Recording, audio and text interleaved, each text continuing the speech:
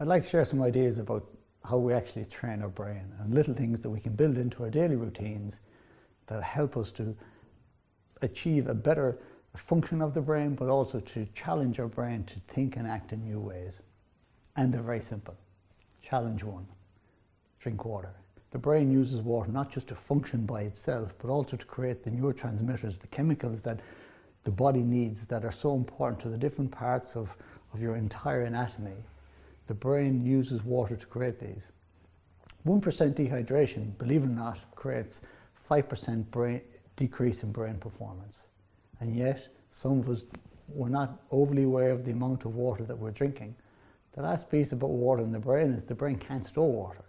So it needs to readily have water available to it. So just be mindful when you're sipping along that you're doing a great favor for your brain, allowing it to think clearly, be more active, remove brain fog. The second tip is rest. We've talked about the conscious brain and how your brain is responding to the lights, sounds, smells around you all the time. It can't do that indefinitely. There has to be times where your brain gets to recover.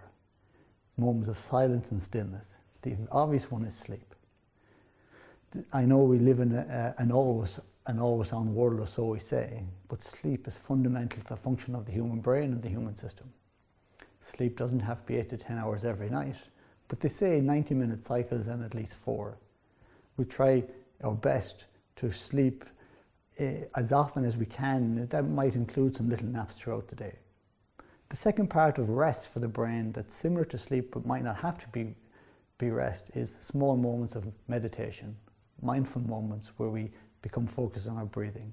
We might even put an eye mask on to limit the amount of external stimulus our brain is responding to.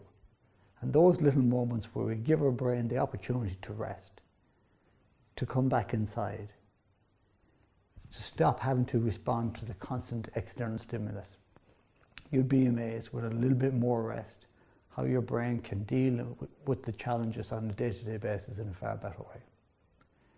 The third challenge is visualization. This is a very powerful thing. We've talked about this, so the subconscious mind. Visualization has the ability to impact not just the conscious but the subconscious. The brain, as we've mentioned, is a number of wires or neurological pathways. Each time we act in a certain way or speak in a certain way, we activate that pathway. That pathway gets wrapped in myelin, and that becomes stronger and stronger every time. In a pressure situation, we repeat the behavior that we've wrapped most. Visualization gives us the ability to wrap or to build a new pathway even before we do the activity. So long before the meeting or the presentation or long before the game, we can visualize it. We can see how we'd like to behave. Strong, positive body language, good communication. We can see ourselves in great detail perform in the way we'd like to perform. And believe it or not, the brain will fire the neurological pathways as if you're actually committing and doing those behaviors. So that gives you a chance to now build the pathways, build the behaviors, build the habits that you will need in that situation. The more you visualize is the more you wrap it in myelin, so that when you're in that situation, it just becomes normal activity. The next piece is about challenging your brain. The first challenge is challenge your brain to do the things it normally does, but in a different way. For instance, when you're texting, use your less dominant hand. By doing this, again, you're challenging your brain to fire new parts of the brain. You're stopping yourself from committing to automatic pilot. So many of us, we live our life in automatic pilot. We tend to do more and more of the same and the same. And what that does is it stops us from developing parts of the brain that are sitting there waiting for exercise, waiting for use. Small changes, and they could be many. But think of the little things you do every day. Brushing your teeth, texting, putting numbers into a keypad. We tend to do them with the same hand all the time.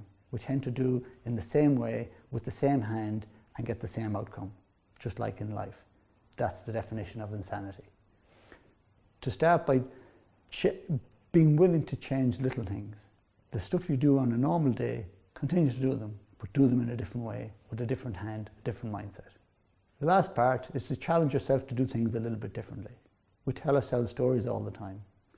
Some of the stories aren't helpful to our brain. For instance, I'm no good at numbers, so I'll just be creative. I'm not very creative, I'm just good at numbers. That story then permits us not to try anything new. A good mental fitness program, like a good physical fitness program, should activate the different parts of the brain. You wouldn't just train your legs and never do anything about your upper body. Same with your brain. We have creative parts, we have numerical parts, we have abstract reasoning. To be mentally fit, we need to build capacity in each of those different areas. So commit to regular little pieces of work every day. Crosswords,